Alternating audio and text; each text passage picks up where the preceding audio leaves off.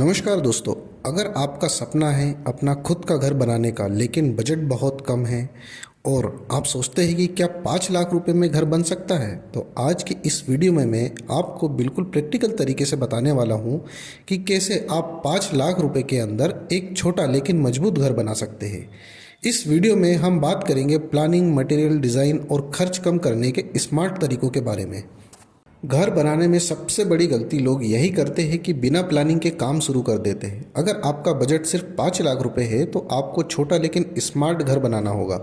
जैसे एक कमरा हो, घर के अंदर एक किचन, एक बाथरूम, छोटा सा बरामदा, एक ड्राइंग रूम, है ना। और चाहे तो आप इसमें एक स्टोरेज के लिए टावर रूम के साथ में बना सकते हैं एक स्टोरेज रूम।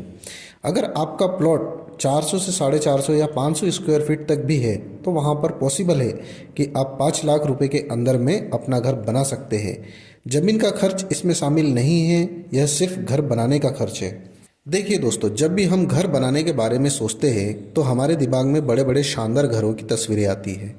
हम जानते हैं कि हमारा घर भी बिल्कुल वैसा ही दिखे, मॉडर्न डिज़ाइन, बड़ी बड़ी बालकनी, ज़्यादा कमरे और अलग अलग शेप के रूम। लेकिन अगर आपका बजट सिर्फ 5 लाख रुपए है तो आपको स्मार्ट तरीके के डिज़ाइन चुनना होगा। घर का डिज़ाइन जितना सिंपल होगा खर्च उतना कम होगा। महंगे डिज़ाइन जैसे ज़्यादा कॉलम, ज़्यादा दीवारें, भारी फिनिशिंग, इनसे आपको बचना होगा। सिंगल फ्लोर का ही घर आपको चूज़ करना होगा जिसमें आपकी ईंटें कम लगेगी, सीमेंट कम लगेगा, मजदूरी की लागत भी कम लगेगी, स्टील कम लगेगा, जिससे कहीं ना कहीं आप लागत बचाकर 5 लाख रुपए में घर बना सकते हैं। अब बात करते हैं सही कंस्ट्रक्शन मटेरियल का चुनाव। जब भी घर बनाया जाता है तो सबसे ज़्यादा खर्च 4 चीज़ों पर आता है। पहला है आपकी ईंट, दूसरा है सीमेंट और तीसरा है रेत और चौथा है आपका स्टील। अगर इन चारों चीज़ों को आप सही तरीके से चुनते हैं तो आप अपने घर के बजट में काफ़ी ज़्यादा बचत कर सकते हैं। सबसे पहले बात करते हैं ईंट यानी ब्रिक की। घर की दीवारें बनाने में ईंट का बहुत ज़्यादा इस्तेमाल होता है, इसलिए यहाँ पर खर्च भी ज़्यादा होता है। अगर आप अच्छी क्वालिटी की लेकिन लोकल भट्टी की ईंट खरीदते हैं तो यह अक्सर सस्ती पड़ती है। ध्यान दीजिए, आप अच्छी तरह की पकी हुई ईंटें हो, ज़्यादा टूटने वाली न हो, साइज़ लगभग सभी का बराबर हो। यदि ईंटें सही होगी, एक साइज में होगी, दीवार सीधी बनेगी और प्लास्टर में आपको रेत की जो मात्रा है वो भी कम लगेगी और कहीं ना कहीं सीमेंट की मात्रा भी आपको कम लगेगी, जिससे आपका पैसा बचेगा। सीमेंट घर की मजबूती के लिए सबसे ज़रूरी चीज़ है, इसलिए यहाँ पर बहुत ज़्यादा सस्ता या ख़राब सीमेंट नहीं लेना चाहिए। अच्छी क्वालिटी का सीमेंट इस्तेमाल करना चाहिए, क्योंकि घर एक ऐसा है कि जिसमें आप क्वालिटी के साथ में कॉम्प्रोमाइज़ नहीं कर सकते हैं, है ना। बड़ी मात्रा में एक साथ सीमेंट खरीदे या होलसेल डीलर से खरीदे, जिससे कि आपको प्रति बैग 20 से 40 रुपये हो सकता है कि ये सस्ता मिल सकता है। अब बात करते हैं रेत यानी कि सैंड। रेत का इस्तेमाल कई कामों में होता है, जैसे ईंट की चिनाई, प्लास्टर, फर्श का काम।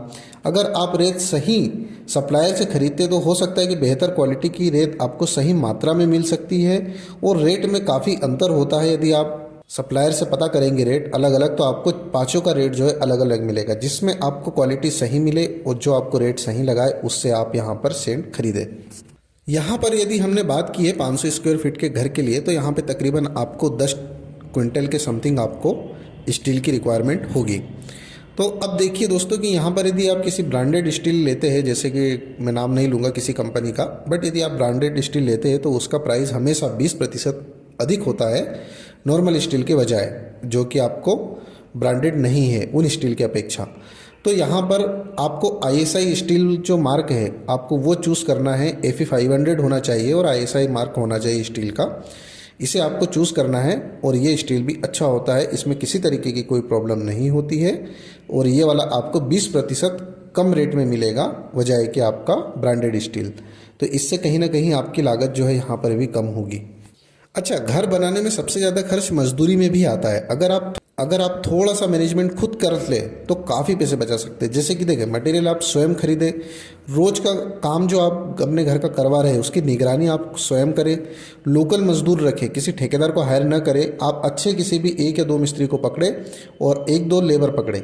इनसे आप यदि आपने घर का जैसे ब्रिक वर्क, प्लास्टर वर्क और टाइल्स का काम हो गया, इस तरीके के काम यदि आप स्वयं करवाते हैं तो आपके वहीं कहीं ना कहीं वहाँ पर आपके पैसे बचने वाले हैं। हाँ, आप स्ट्रक्चर का काम किसी सेंटरिंग वाले कॉन्ट्रैक्टर को जरूर दे दीजिए, क्योंकि आप इतना हैंडल नहीं कर पाएंगे सेंटरिंग के काम को, इसलिए ये यहाँ पर उचित रहेगा।